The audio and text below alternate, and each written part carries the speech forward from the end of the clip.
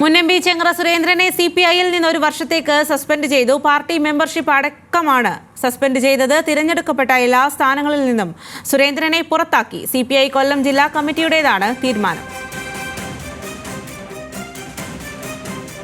കൂടുതൽ വിവരങ്ങളുമായി ഷമീർ അബ്ദുള്ളാണ് കൊല്ലത്ത് നിന്നും ചേരുന്നത്. ഷമീർ, ഇപ്പോൾ വലിയ തരത്തിലുള്ള ഒരു നടപടി തന്നെയാണ് ചെങ്ങറ സുരേന്ദ്രനെതിരെ എടുത്തിരിക്കുന്നത്. ഇതിനുള്ള കാരണം എന്താണ്? കൂടുതൽ വിവരങ്ങൾ.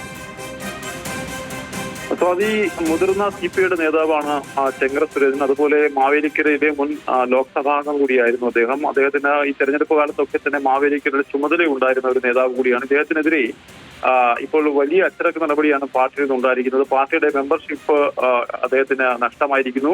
തിരഞ്ഞെടുക്കപ്പെട്ട എല്ലാ സ്ഥാനങ്ങളിൽ നിന്നും അദ്ദേഹത്തെ പുറത്താക്കി.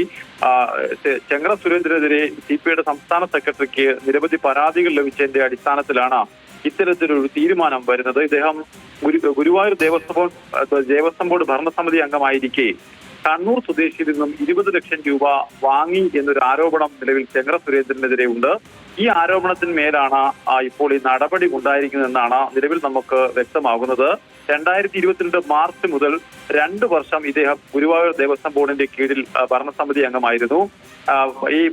ഈ ഗുരുവായൂർ ദേവസ്വം ബോർഡിന്റെ കീഴിൽ 2 സ്കൂളുകളുണ്ട്. അതിലൊരു സ്കൂളിലേക്ക് നിയമനം നൽകാമെന്ന് പറഞ്ഞുകൊണ്ടാണ് ഇത്തരത്തിൽ ഈ 20 ലക്ഷം രൂപ വാങ്ങിയെന്നാണ് പരാതിക്കാരുടെ ആരോപണം. ഈ പരാതി നിലവിൽ പാർട്ടി സംസ്ഥാന സെക്രട്ടറിയുടെ അടുക്കലേക്ക് എത്തുകയും ഇതിൽ വിശദീകരണം ചോദിക്കുകയും ചെയ്തു. ചെങ്ങറ സുരേന്ദ്രനോട് വിശദീകരണം ചോദിക്കുകയും ചെയ്തു. എന്നാൽ ചെങ്ങറ സുരേന്ദ്രന്റെ വിശദീകരണം തൃപ്തികരമല്ലാത്ത സാഹചര്യത്തിലാണ് ഇത്തരത്തിലൊരു നടപടി ഇന്ന് ജില്ലാ നേതൃത്വം കൈക്കൊണ്ടിരിക്കുന്നത്.